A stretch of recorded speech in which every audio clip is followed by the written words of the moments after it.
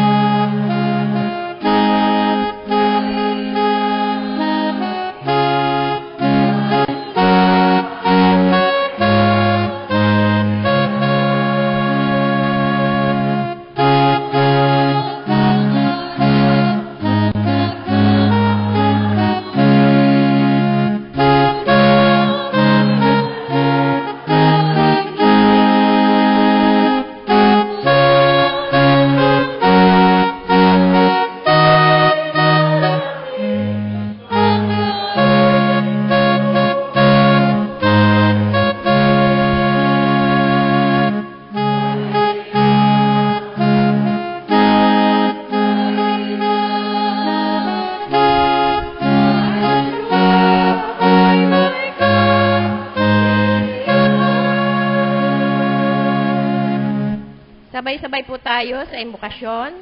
O Diyos na manlilikha, magulang ng katauhan na nagpalaya sa amin sa pamamagitan ni Jesucristo. Pagmasdan mo ang kahabagan ng sangkatauhan, lalong-lalo na po ang mga katutubong Pilipino. Alisin mo nawa ang kahambugan at pagamuhi sa aming buhay. Wakasan mo nawa ang mga pader na siyang naghihiwalay sa amin. Pagbuklurin mo nawa kami sa tali ng iyong pag-ibig, katarungan, kapayapaan. Makisa ka nawa sa aming pagpupunyagi upang tuwira na maganap ang iyong layunin para sa sanlibutan. Sa ganitong paraay ang lahat ng mga bansa at mga tao maglilingkod sa iyo at sa bawat isa sa diwa ng pag-ibig at sa kaganapan ng iyong pagmamahal sa buhay ng sanlibutan. Ito ang aming dalangin sa pangalan ni Jesus. Amen. Pag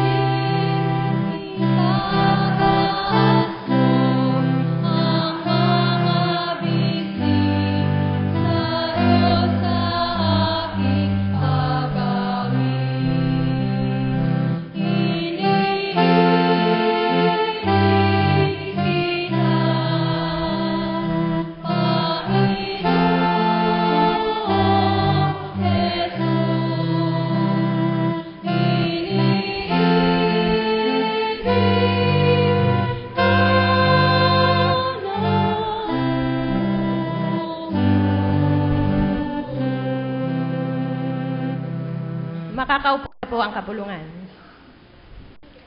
Suriin natin ang ating mga sarili kung paano tayo naging responsable sa pagkawasak ng kalikasan. Suriin natin ang mga pagpupunyagi sa buhay ng mga katutubong Pilipino na napaali sa lupain ng kanilang mga ninuno.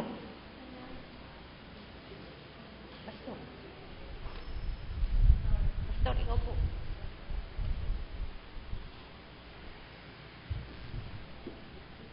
Banal at kamangha-manghang Diyos, labis kami namimitagan sa iyong mga nilikha at tunay na humahanga sa magawa ng iyong mga kamay. Ang mga himala ng buhay sa aming kapaligiran ang siyang dahilan kung bakit kami ay hindi makatingin sa iyo, sapagkat batid namin na kami ang sanhi ng pagkasira ng iyong mga nilikha na iyong kaloob sa amin. Patawarin mo nawa kami, O Panginoon, sa pakikibahagi namin sa pang-abuso, paglapastangan at pagwasak ng iyong kalikasan, na siyang tanging buhay ng mga katutubong Pilipino. Taos-puso kami nagsisisi bilang individual at bilang isang pamayanan dahil sa pananahimik at di pagkilos. Mahabag ka nawa sa amin, O Panginoon, at patawarin kami sa aming mga kasalanan.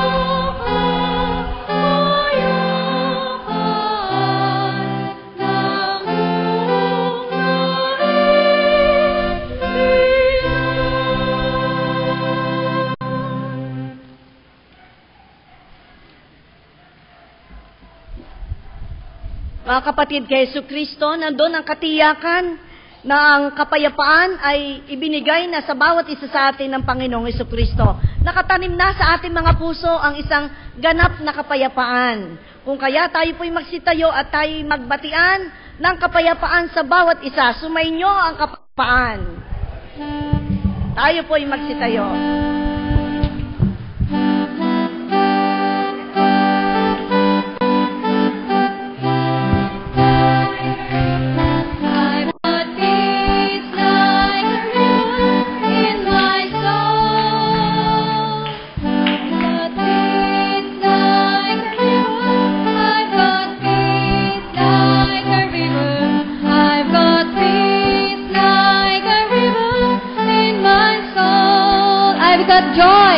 I've got love like an ocean.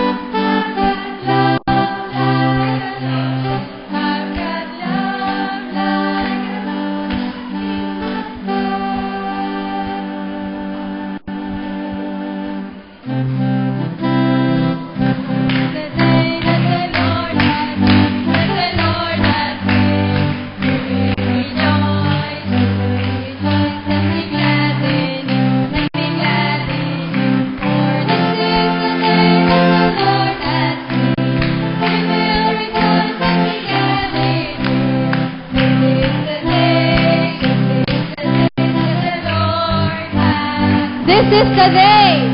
This is the day. This is the day the Lord has made. Lord has made. Rejoice, we will be glad and be glad in it. For this is the day that the Lord has made. We will rejoice and be glad in it. This is the day. This is the day that the Lord has. Ito ang araw. Ito ang araw. Ito ang araw na gawa ng Diyos. Na gawa ng Diyos. Tayo masaya. Tayo masaya. At muling siya. At muling siya. Oh, ito ang araw na gawa ng Diyos. Tayo masaya. At muling siya.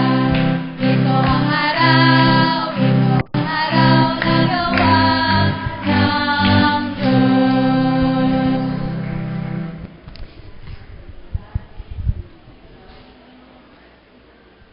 Maraming salamat po mga kapatid sa ating masiglang pagbabatian, pagbabahagi na ng kapayapaan mula kay Kristo. Feel na feel yung sabi lang doon sa caricature ay bawal ang nakasimangot, hindi po ba? Tingnan nga natin, baka may nakasimangot pa diyan. Sa pangalan ni Jesucristo, bawal ang nakasimangot. Ang sabi doon sa awit ay, there is peace, there is joy.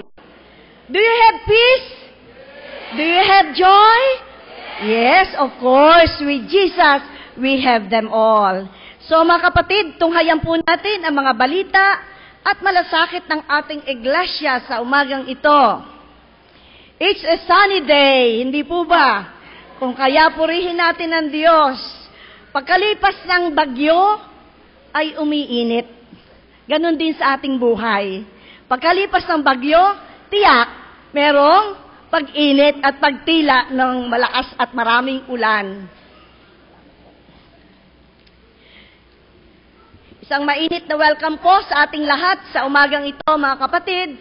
Alam kong talagang kayo iniinit at paypayan kayo ng paypayan in spite na nandyan na bukas ng lahat ang ating electric fan. Kung kayo iniinit, siguro po higit akong iniinit.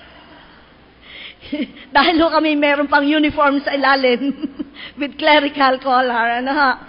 So, bahagi ho yun ng amin yatang pinapasan.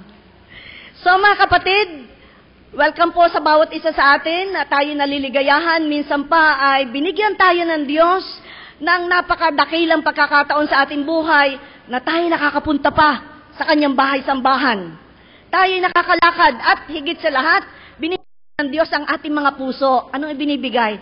Ng desire na sumama sa iba pa niyang mga anak to worship Him. At tayo po'y naliligayahan sa ating pananambahan ngayon na meron tayong mga kapatid na talaga pong ansino mga nakatagpo kay Jesucristo at nakilala bilang kanyang Panginoon at tagapagligtas ay naghahanap din ng kalipunan ng mananampalataya na makakasama niya sa pagpupuri sa Diyos. Tayo po ay may mga kapatid dito na ang sabi niya sa akin kanina ay siya ay naghahanap ng kanyang mga kapatid. So natagpuan niya ang UCCP Magil at may nakapagsabi sa kanya. Salamat kapatid na Esmerna at ikaw daw ang nakapagsabi sa kanya. Meron tayo dito. Narito po ang ilan nating kapatid na mula sa Pagbilao. Pakitayo po ang ating mga kapatid mula sa Pagbilao.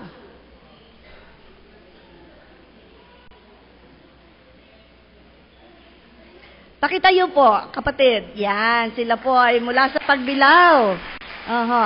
Salamat po. Nawa po ay ito ang simula ng tayo laging magkakasama sa gawain para sa Panginoon. Ganon din po, may mga kapatid po tayo na mga taga Lopez na marahil ay nandun sa kanilang puso ay ano kaya't kami bumalik sa Magil, tingnan ko ano ang buhay sa Magil, matapos anong unang panahon ay kami nag-aaral, ay kami ay umalis na. So sila po ay taga Lopez at naninirahan doon at aktibong mga kapatid natin doon. Patayuin po natin ang mga kapatid na apelyido. Sina Ruth, yan. Ruth, yan. Kapatid po ni Pastor Ogie at saka ang kanyang anak. Apat po sila magkakasamang nananambahan sa atin. Ating lahat.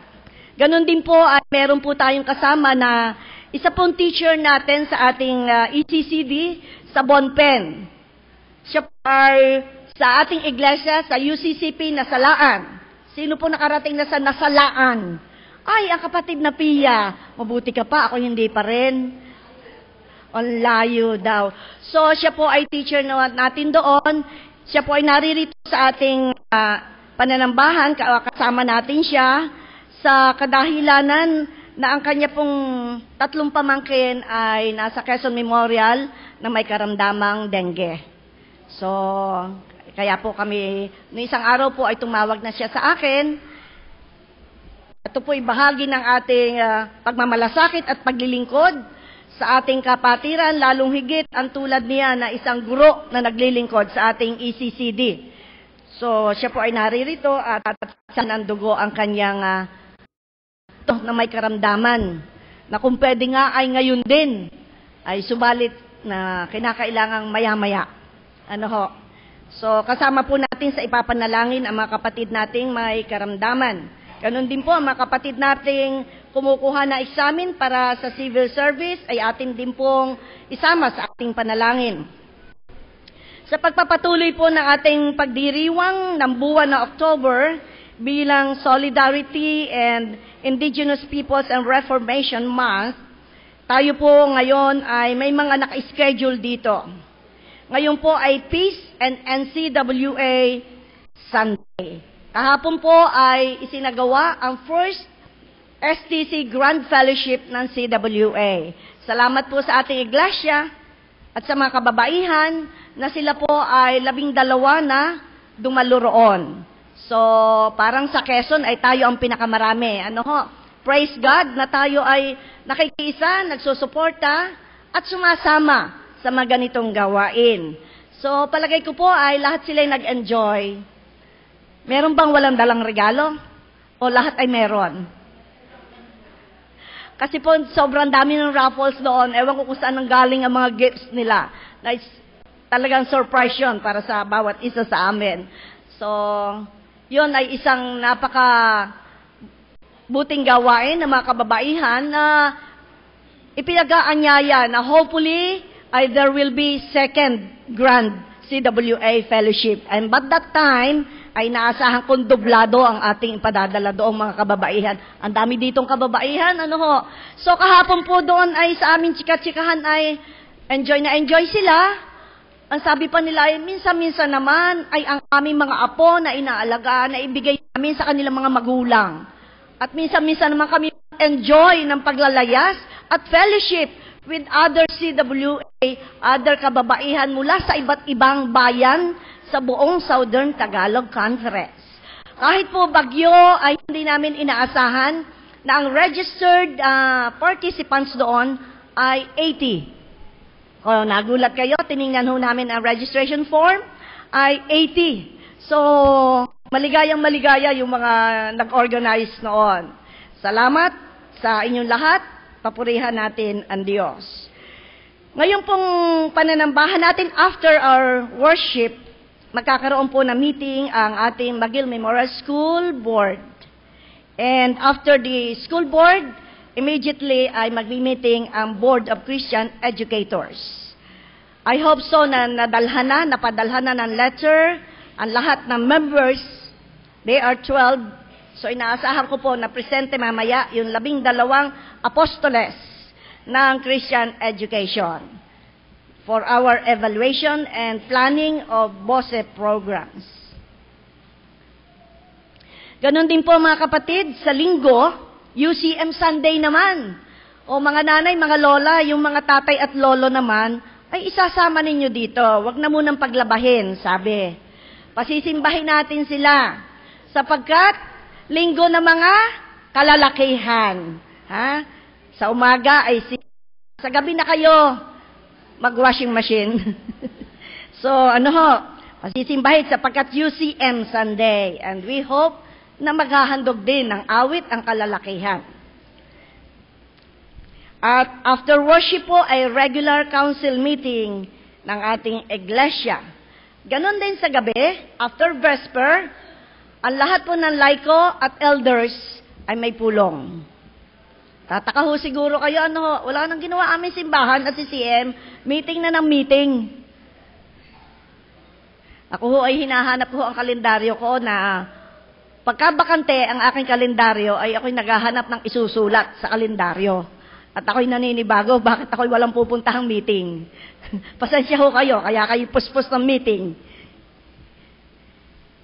Sa 21 ho ng magang-maga, 7 o'clock, every first Monday and third Monday at 7 o'clock, ang ating pong mga guro sa ating paaralan, with the staff ng paaralan, sila po ay may morning devotion.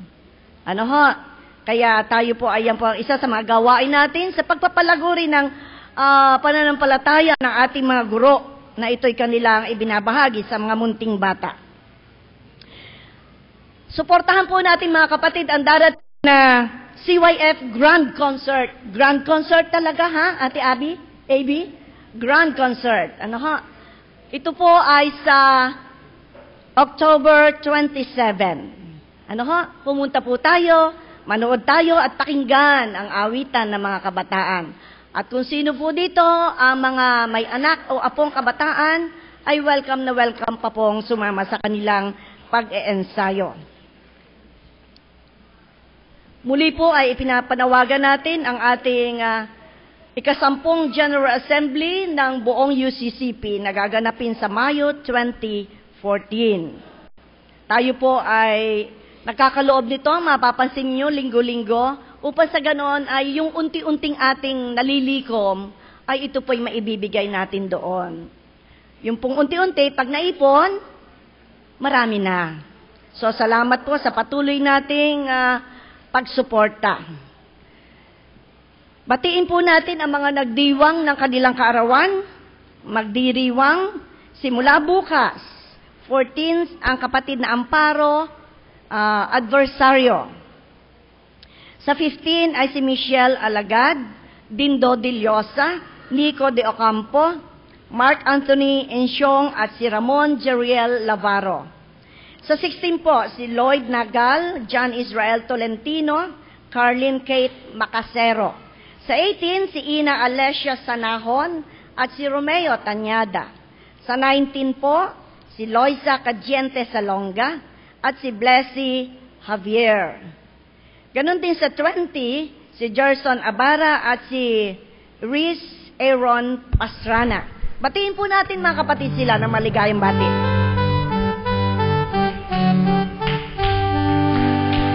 Maligayang bati, maligayang araw, maligayang bati sa iyong pagsilang.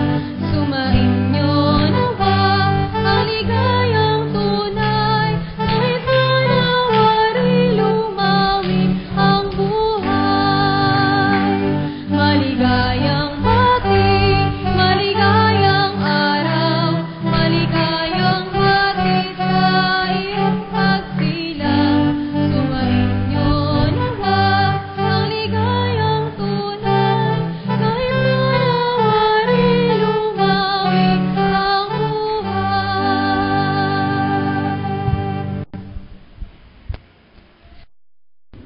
Ang pagbasang sagutan po ay matatagpuan sa Awit, chapter 147, verses 1 to 7.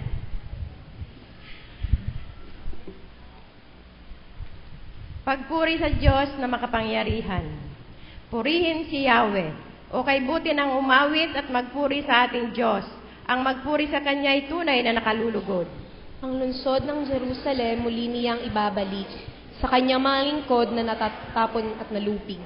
Yaong mga pusong wasak ay Kanya ring lulunasan. Ang natamo nilang sugat agad-agad tatapalan. Alam niya at natitiyak ang bilang ng mga tala. Isa-isang tinatawag, yaong nga lang itinakda. Si Yahweh na ating Diyos ay dakila at malakas. Ang taglay niyang karunungan ay walang makasusukat. Yaong mapagkumbabay siya niyang itataas, ngunit yaong mapaghambog sa lupa ay ibabagsak. Umawit ng mga imno at si Yahweh ay purihin. Purihin ang ating Diyos at ang alpa ay tugtugin.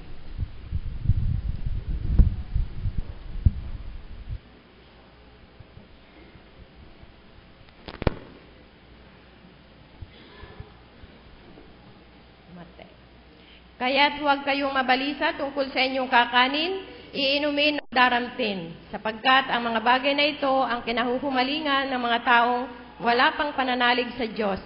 Alam ng inyong amang nasa langit na kailangan ninyo ang lahat ng ito. Ngunit pag sumakita ninyo ng higit sa lahat, ang pagharian kayo ng Diyos at mamuhay ng ayon sa kanyang kalooban, at ipagkakaloob niya ang lahat ng kailangan ninyo. Tayo po ay maghandog.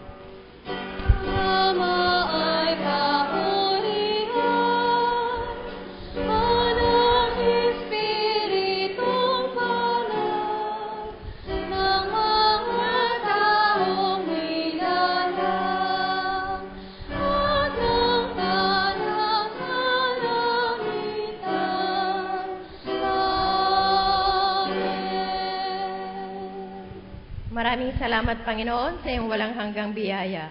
Patuloy po kaming nagpapasalamat sa mga biyayang aming natatanggap mula sa iyo. Pagpalain mo po ang bawat kamay na nagkaloob at ang aming mga handog na ito upang ito'y magamit namin sa pagpapalawak ng iyong banal na salita dito sa lupa. Sa pangalan ni Jesus, Amen.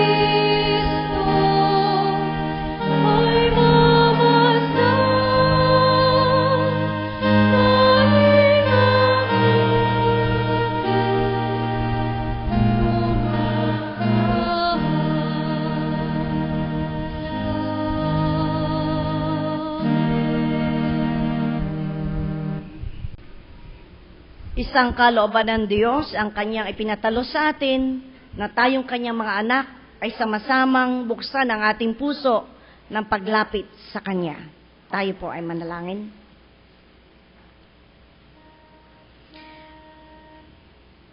O dakila at mapagpalang Diyos, minsan pa ay kinikilala namin na Ikaw ang Diyos ng aming buhay. Ikaw ang Diyos na nagpapaagos sa amin ng pagpapala sa iba't ibang kaparaanan, sa iba't ibang panahon. Salamat po, O Panginoon namin Diyos, sapagkat patuloy mo kaming binibigyan ng pagkakataon sa aming buhay na kami ay makapanambahan sa iyong kabanal-banalang pangalan.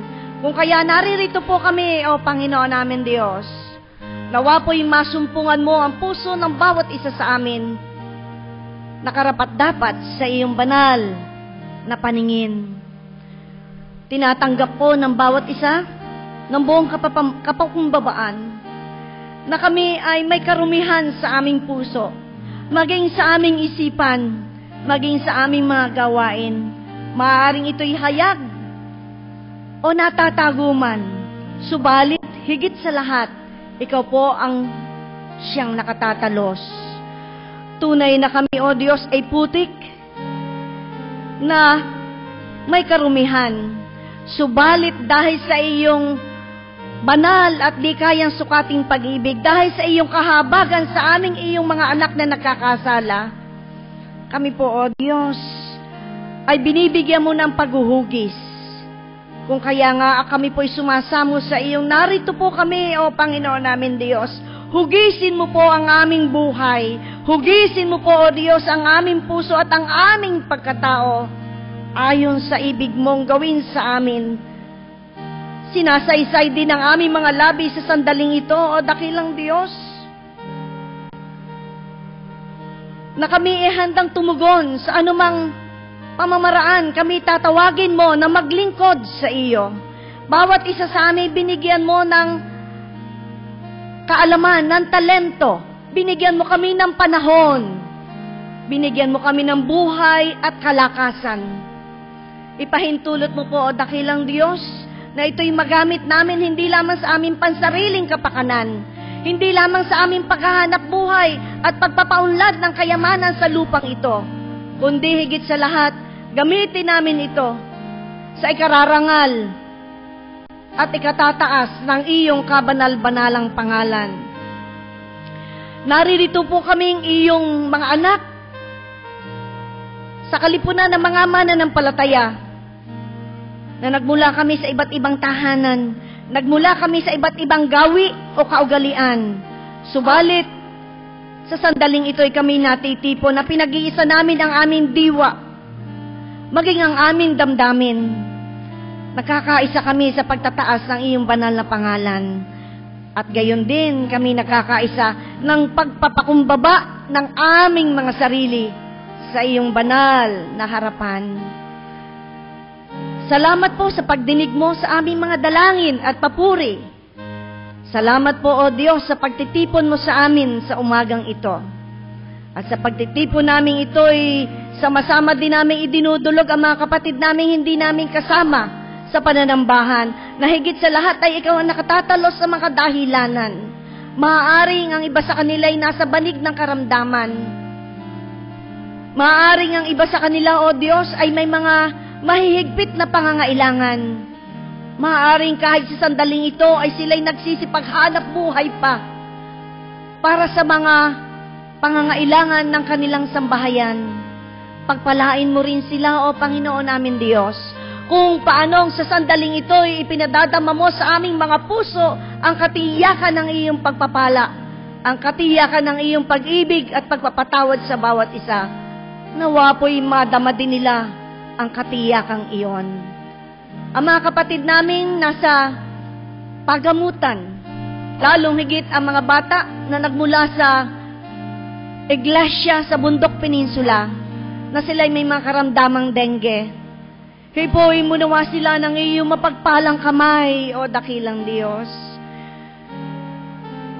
Iagos mo nawa sa kanila't itustos ang lahat ng kanilang mga pangangailangan. Maaari sa pinansyal ay kulang na kulang. Maaaring sa mga gamot ay kulang na kulang. Subalit kami ay nagtitiwala sa iyo.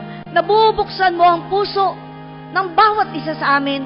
Bubuksan mo po, O dakilang Diyos, ang aming mga palad upang kami maging daluyan ng pagpapala para sa aming kapwa, lalong higit sa mga nangangailangan, upang kami maging instrumento ng kagalingan ng mga kapatid naming may karamdaman.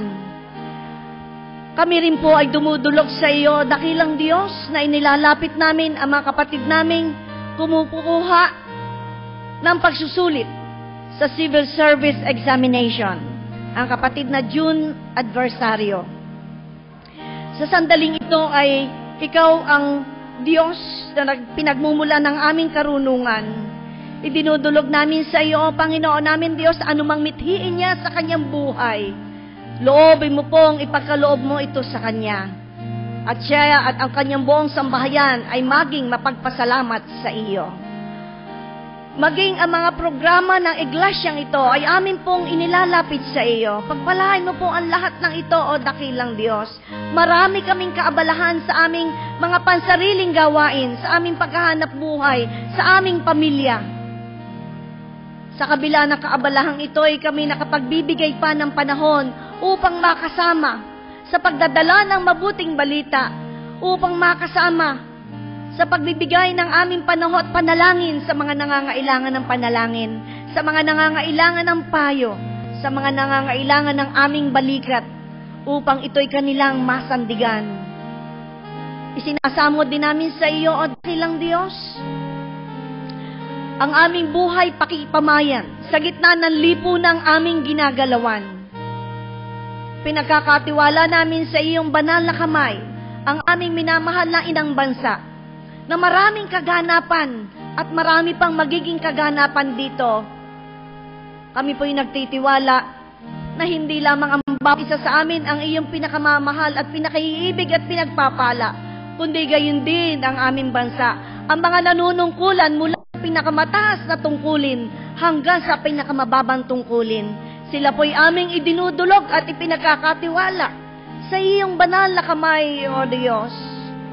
Nawa po ay matutunan na lang kilalanin ang hawakan sa kanilang buhay, ang kanilang pangako ng paglilingkod sa buong mamamayang Pilipino. Nawa po, O Diyos, ay talikuran ang mga pansariling interest, ang mga pansariling kapakinabangan, at ang isipin nila't isagawa ay ang kapakinabangan ng nakararaming mamamayang Pilipino, ng mga nagdarahop, ng mga nangangailangan, ang iba't ibang programa ng aming pamahalaan. Loobin mo po, O Panginoon namin Diyos, na ito'y maisakatuparan ng mga nagpapatupad ng may buong katapatan. Kaming mga mamamayan, O Diyos, ay matagal ng panahon na kami ay naghahanap, na kami, Panginoon, ay nagdanais ng katapatan sa paglilingkod ng mga aming inihalal. Loobin mo pong sa darating na mga araw na kami nagsisipaghanda sa paghalal sa mga pamunuan ng aming barangay. Loobin mo pong maging matapat din kami sa pagsusulat ng mga pangalang aming ihahalal. At kami naman mga mamamayang ay maging matapat din sa paglilingkod kasama nila. Isinasamo namin, O Diyos, ang aming pananambahan sa umagang ito na sa pagdinig namin ng mensahe mula sa iyong banal na salita. Buksan mo rin nawa ang aming puso upang aming madama ang iyong mapangligtas na pag-ibig. Buksan mo rin nawa, O Diyos, ang aming kaisipan, ang aming pangunawa, upang aming madalumat kung ano ang nais mong aming matalos, ayon sa iyong banal na kalooban at sa iyong banal na kautusan.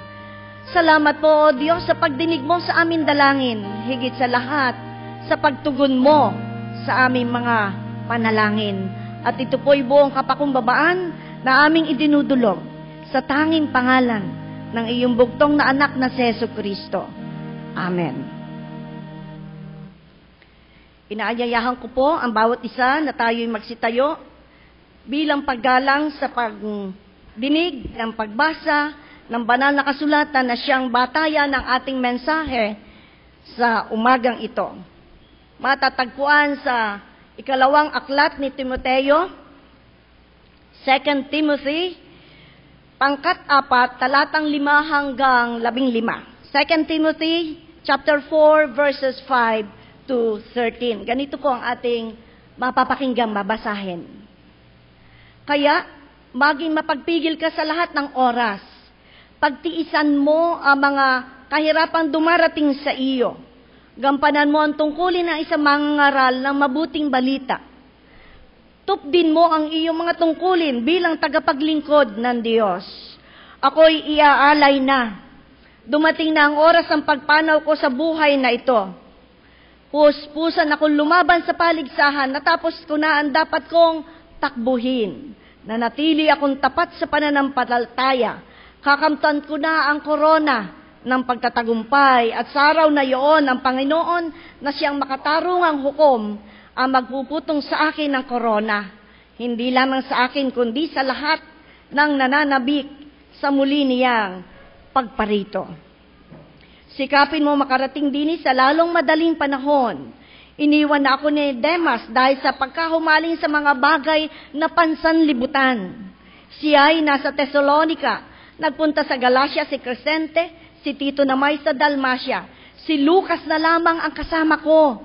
Hanapin mo si Marcos at isama mo rin sapagkat malaki ang maitutulong niya sa aking mga gawain. Pinapunta ko sa Efeso si Tikiko. Pagparito mo, dalhin mo ang aking balabal na naiwang ko. Kinakarpo sa Troas, dalhin mo rin ang mga aklat ko, lalo na iyong yari sa Pergamino. Ganon din po sa Ebanghelyo, ayon kay Lucas, pangkat 4, talatang 14 hanggang 21. The Gospel of Luke, chapter 4, verses 14 to 21.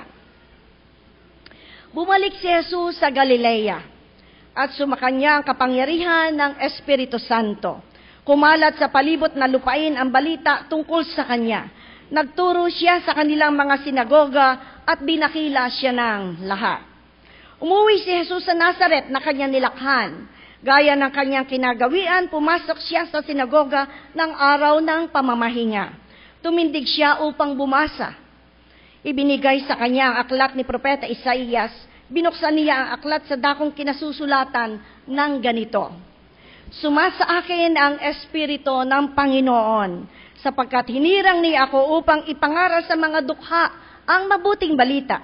Sinugo niya ako upang ipahayag sa mga bihag na sila'y lalaya na, at sa mga bulag na sila'y makakikita, upang bigyang kaluwagan ang mga sinisiil at ipahayag ang pagliligtas na gagawin ng Panginoon." Nilulo niya ang kasulatan at matapos isauli sa tagapaglingkod, siya'y naupo. Nakatitig sa kanya ang lahat ng nasa sinagoga at sinabi niya sa kanila, "Natupad ngayon ang bahaging ito ng kasulatan samantalang nakikinig kayo." Idagdag nawa ng dakilang Diyos ang kapayapa at biyaya sa bawat isa na nakarinig ng pagbasa ng kanyang banal na salita.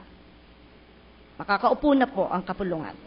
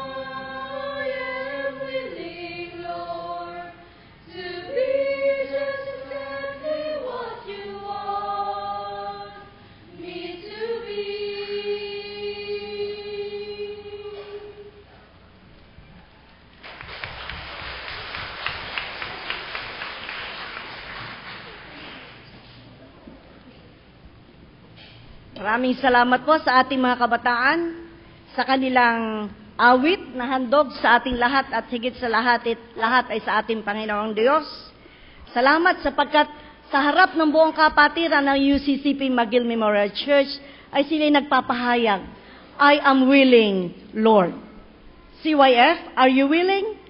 Yes. Ayun, narinig natin. How about tayo po mga kapatid? Are you willing? Yes. Yes, Lord. Bagamat hindi natin alam kung saan tayo magiging willing, pero willing tayo makinig sa Diyos kung ano sasabihin niya sa atin. Ang sabi sa kanilang awit ay, please don't stop, God, to work within me. Tama ba yung narinig ko? Ano ho? Kaya nga, tama-tama, nakalagay sa ating liturgy, salita ng pagninilay, we believe God is at work. Do you believe God is at work? Hindi lang sa pangmalakihan o pamayanan, kundi maging sa bawat isa sa atin, ang Diyos ay hindi tumitigil. Walang tulog. Ano ho? Walang tigil ang Diyos sa dami ng taong pinakikinggan at pinagtatrabahuhan ng Diyos sa buong mundo. Still, tayo ay naririto. Tayo po isang daling manalangin.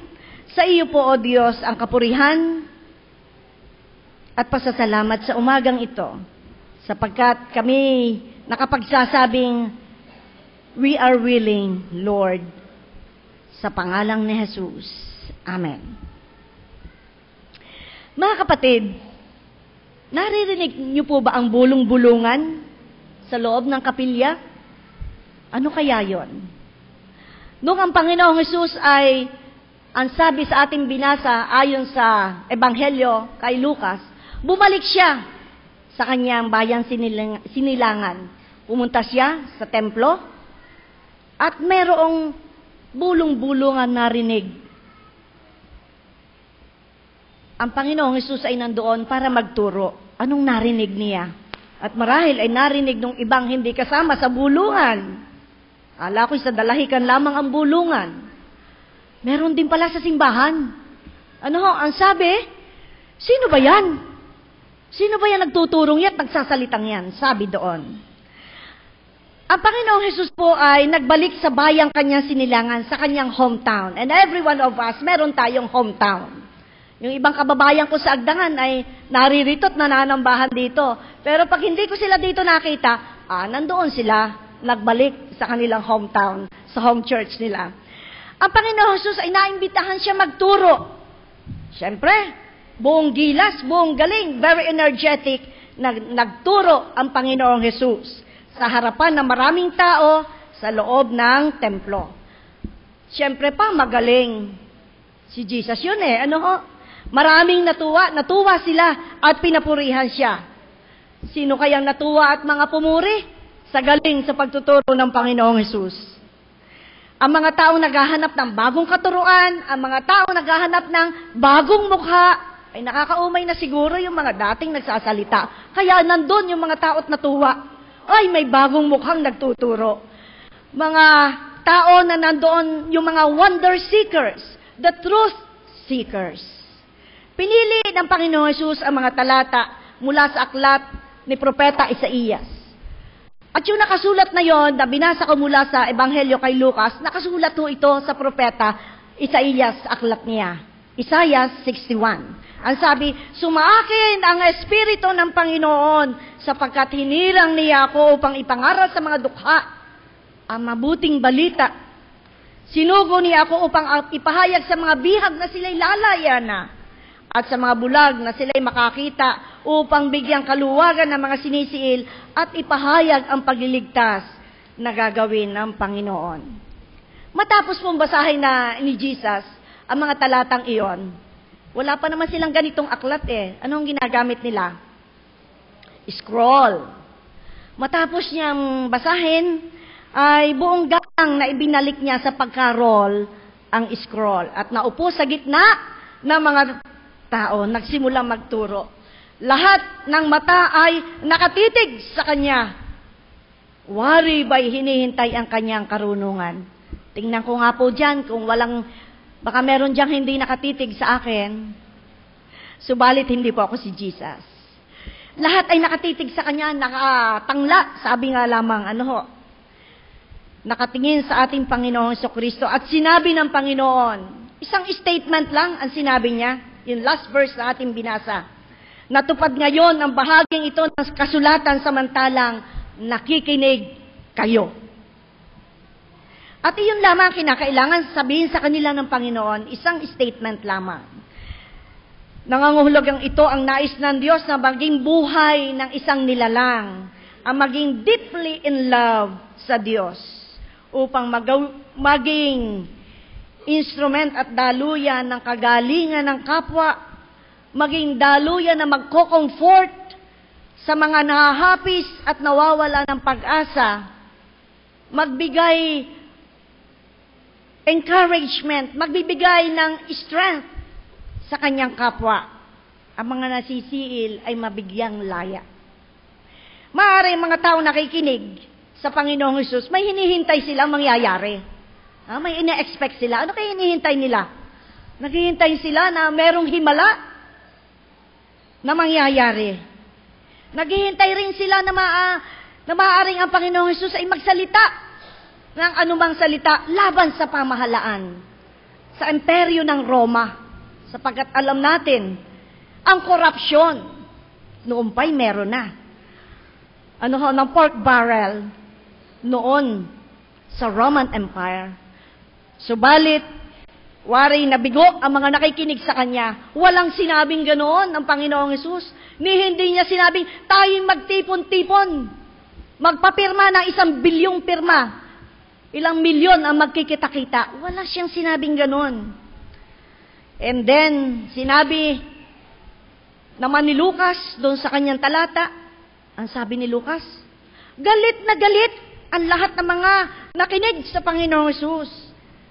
Nagtindigan sila at anong ginawa? Hindi lang tinindigan ang Panginoong Hesus, ipinagtabuyan pang palabas ang Panginoong Hesus.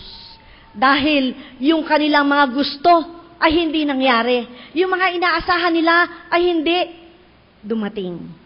Tunay na ito'y napakadaling pakinggan sa ating panahon ngayon, ang tungkol sa binasa natin, na tungkol sa paghahari at kaharian ng Diyos, the kingdom of God. Sa atin, baliwala na yun. Ano ba yung kingdom of God? Ngayon, ang ating mga tenga ay sophisticated na. Pag minsan may kausap kayo, may nakasuksok pala sa tenga. Anybody else may nakasuksok sa tenga at this moment? Salamat, wala. Mga kapatid, sa 21st century, ay ang mga magiging katanungan natin ay, ano ba yung sinasabing iyan? Na 2,000 years ago na yung sinulat sa banal na kasulatan. Ako'y lungkot na lungkot the other day sa ipinakita sa Yahoo.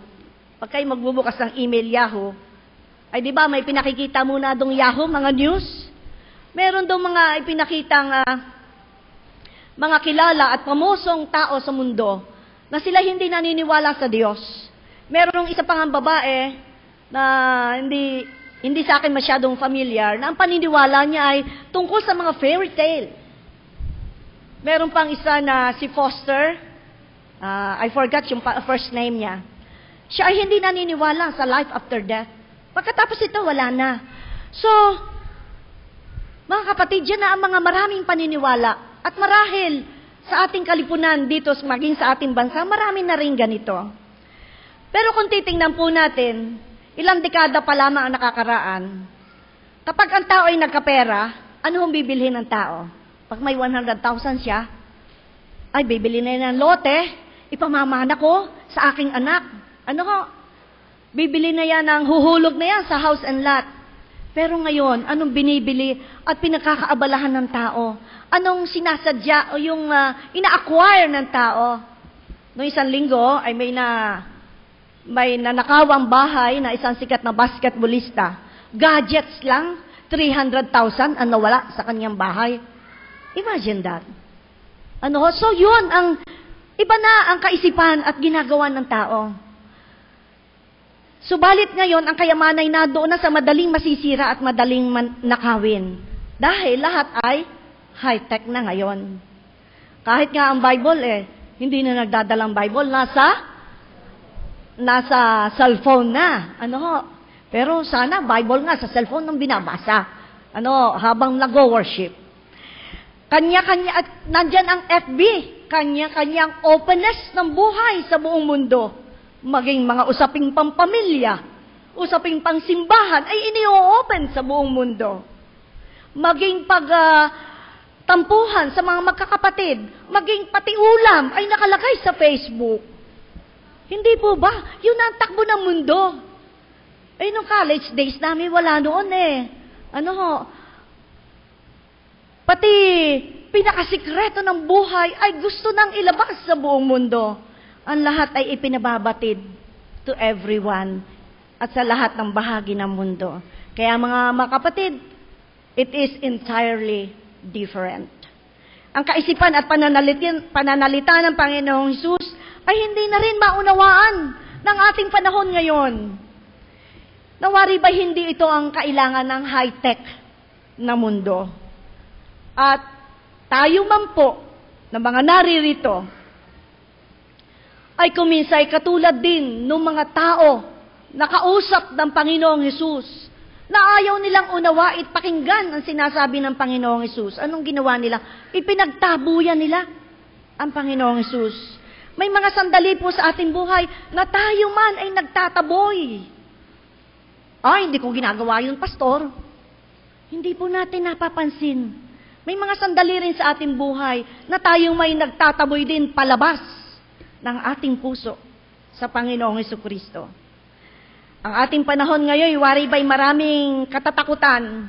Hindi ho ba? Maraming nakakatakot sa mundo na gustong sumila. Alam niyo mga kabataan yung sumila? Kami ho mga nagpapaitim na ng buhok, alam namin yung sumila. Hindi yung si Mayor sumilang. Sumila, para bang lumamon. Oo. Manghahaklab sa iyo.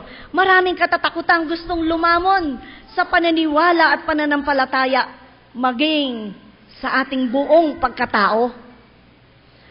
Malabis ang inggitan, pagmamataas, pagkakanya-kanya.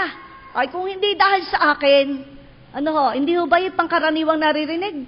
Naku, ay kung hindi dahil sa akin, kung hindi dahil sa turo ko, ay hindi yan marunong magsalita. Mga ganong pagmamataas ng kanyang sarili, pagalingan, ang pakiramdaman la ay kompetisyon. Tayo po mga nasa simbahan, tayong nagsisikilos sa ministeryo ng Panginoon, hindi tayo nakakatakas dito. Ito ay presente, maging sa kalipunan ng mga mananampalataya. Kaugnay dito, nariyan din ang hindi maiwasang pagkakasakit. Nung araw man ay hindi natin alam yung dengue. At saka yung chikungunya. Nung araw may walang ganon. Matitinding kaganapan sa buong bansa at sa buong panig ng mundo. Kung kaya nga mga kapatid, maybe it's high time to pay attention to Jesus. Pakinggan po natin ang kanyang sinasabi at huwag natin siyang ipagtabuyan palabas. Sinabi ni Jesus, ang kaharian ng Diyos ay darating. The kingdom of God will come. Kung ipinapahayag natin ang pagliligtas na gagawin ng Panginoon. Kung sinasabi ng ating mga labi at ipinapakita ng ating mga kilos na mahal ng Diyos ang mga tao. Nais ng Diyos pagpalain, hindi lamang tayo, lahat ng tao sa mundo, ay nais pagpalain ng Diyos. Nais ng Diyos na bigyan direksyon ang buhay ng tao sa mundo. Kung tayo ay nakikiupo at nakikipag-usap sa mga taong patuloy na naghahanap ng presensya at paghahari ng Diyos, we will be effective and equipped instrument of God. Nais ko pong ibahagi sa inyo ang itinuturing kong isang napakalaking biyaya ng Diyos. Nung isang araw, na hanggang ngayon ay ako'y high na high pa. Napasama po ako sa dalawang pamoso na mga lingkod, famous na lingkod ng Diyos sa Pilipinas. Hindi ko akalain ako ay, we were three na nag-officiate ng isang worship service. Kasama ko sa isang mahalagang pagdiriwang ng pamilya na iilang kami.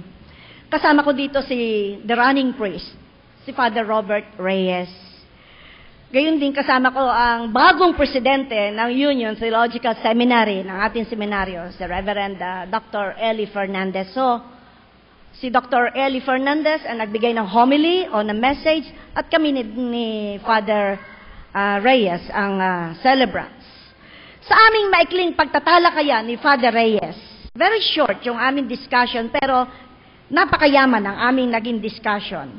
Napagdaanan namin ng pag-uusap ang sabi niya, yung mga declarations and statements ng bagong Papa ni Pope Francis. Sabi niya ganyan.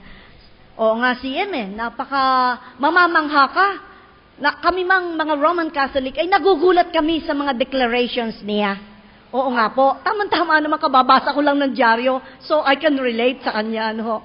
So, sabi pa niya sa akin ay, alam mo ba CM, sinabi pa ng Papa, ngayon daw mga lesbians and gays ay mahal din ng Diyos. Sabi niyang ganon. Sabi ko, oo nga po, nabasa ko rin.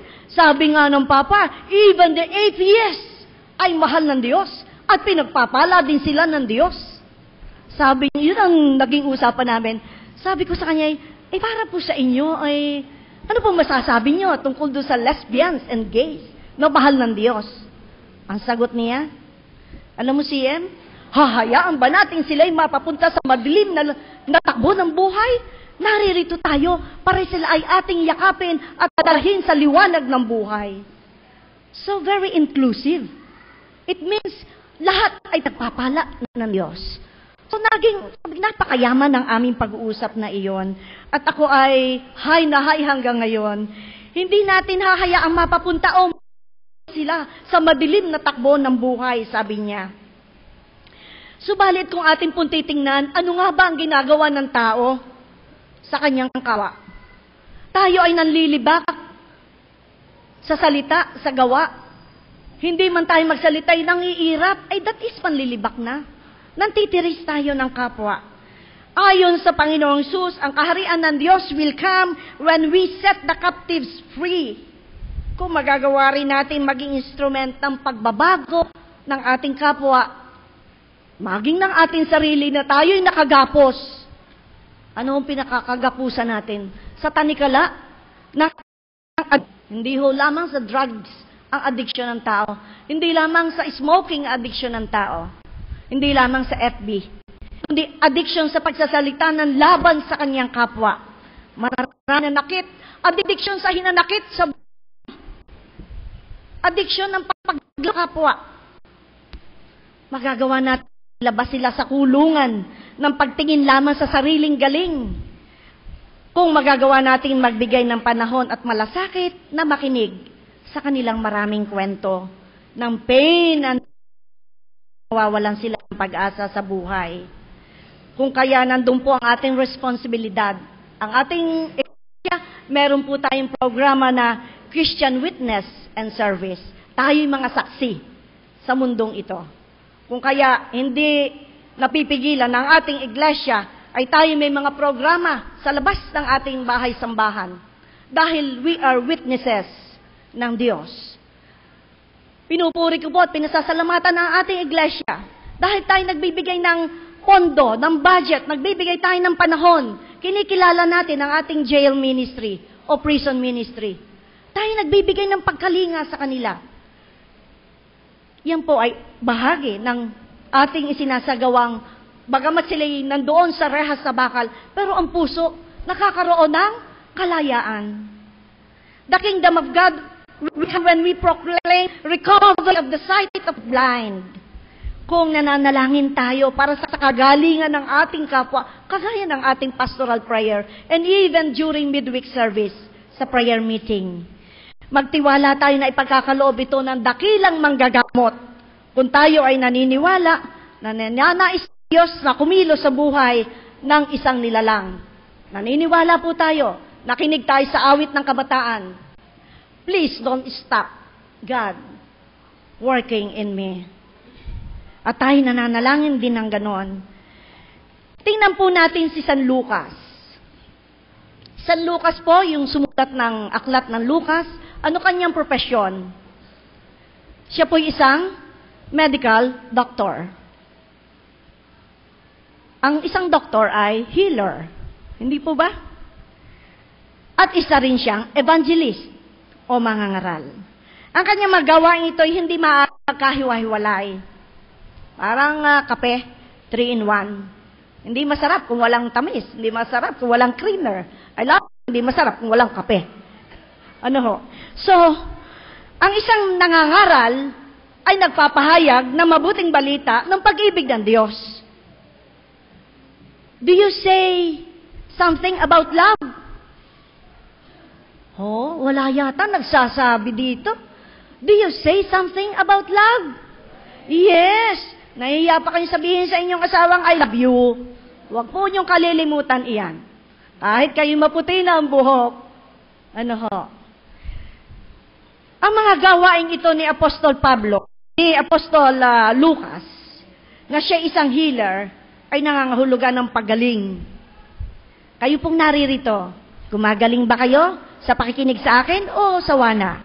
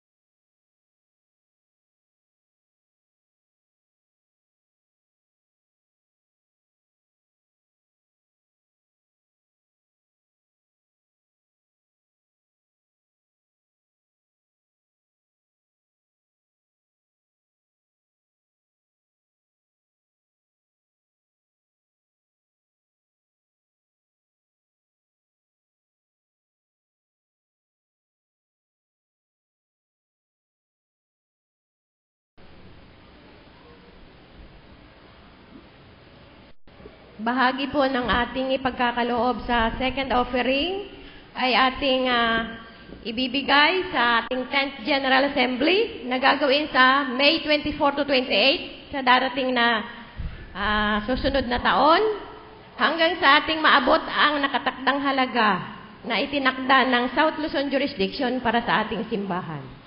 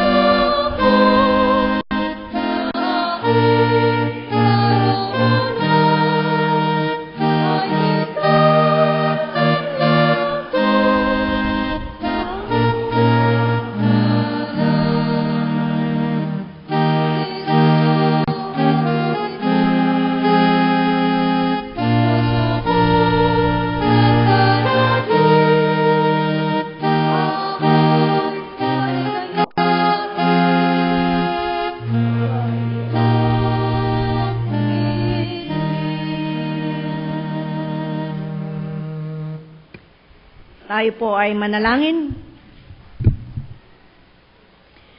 Buong kapakumbabaan at buong katapatan naming pinagtitibay, O dakilang Diyos, na Ikaw ang Kristo ng aming buhay, na sa lahat ng saglit ay kasama namin sapagkat ang iyong Espiritu ay sumasa amin. Mulit-muli kaming dumudulog sa iyo, na huwag mo po kaming lilisanin. Ano man ang kalagayan ng aming puso, maging kami nasa lagim ang aming puso, bigyan mo po kami, O Diyos, ng kaligayahan. Kaligayahan patuloy naming nadarama ang pagtupad mo sa iyong banal na pangako sa aming iyong mga anak. Nangako ka sa amin, O dakilang Diyos, na kailanmay hindi mo kami hihiwalayan, ni pababayaan man. Kung kaya nga, kami po'y nangangako rin sa iyong banal na harapan. Nandoon ang aming panata na aming pinagtitibay. Naiibigin ka namin habang kami ay nabubuhay. Saan mo man kami papuntahin upang maglingkod sa iyo. Anuman ang nais mong gampanan namin mga tungkulin para sa paglilingkod sa iyo. Ang aming itatanyag at itataas sa pangalan ay ang iyong kabanal-banalang pangalan, sabay ang pagbababa ng aming mga sarili sa iyong banal na harapan. Tanggapin mo nawa, O Diyos, ang aming pagsambang ito, ang mga panalangin na idinudulog ng bawat isa sa amin.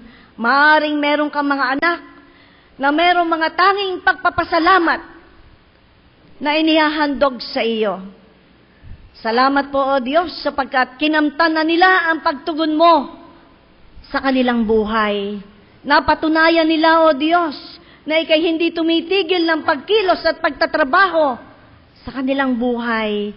Ang sino man sa amin, O Diyos, na sa sandaling ito ay may mga tanging kahilingan na buong katapatang idinudulog sa iyo. Ipinagkakatiwala sa iyong banal na kamay. Tanggapin mo nawa lahat ng ito, O dakilang Diyos, ng buong kaluguran. Maaring kami merong mga idinadalangin tungkol sa aming mga pamilya, sa mga usapin ng mga bagay-bagay sa iglesia, maging sa aming pamayanan, sa aming mga trabaho o propesyon, sa pagtupad namin ng iba't ibang tungkulin. Tanging ikaw lamang ang pinagkakatiwalaan namin, O Diyos, na makapagbibigay ng katugunan sa lahat ng ito.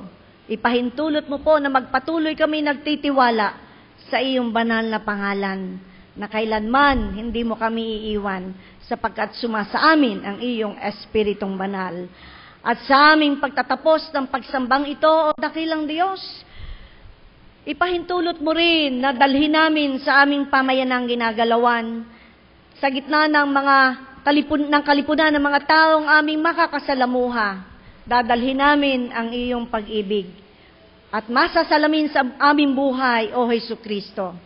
Maririnig na mga salita mula sa aming mga labi ay nagpapahayag na mabuting balita ng iyong banal na pag-ibig.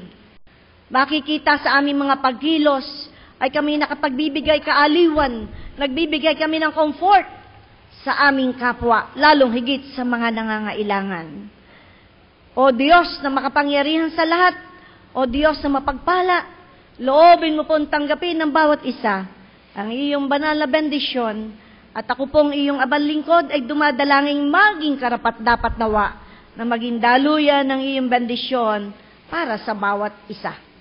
At ngayon, tanggapin ng bawat isa ang masagana at di kayang sukating pag-ibig ng Diyos sa pamamagitan ni Jesucristo, na naghandog ng kanyang buhay doon sa krus, nagtigis ng kanyang banal na dugo sa ikadadalisay ng ating buhay at puso.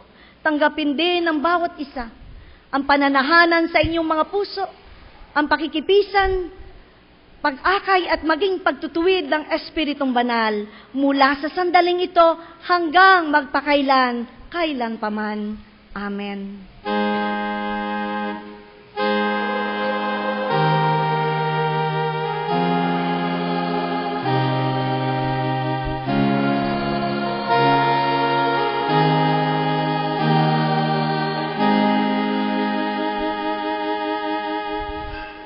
Inayayahan ko po kayong papurihan natin ng Diyos sa ating palakpak na mataas.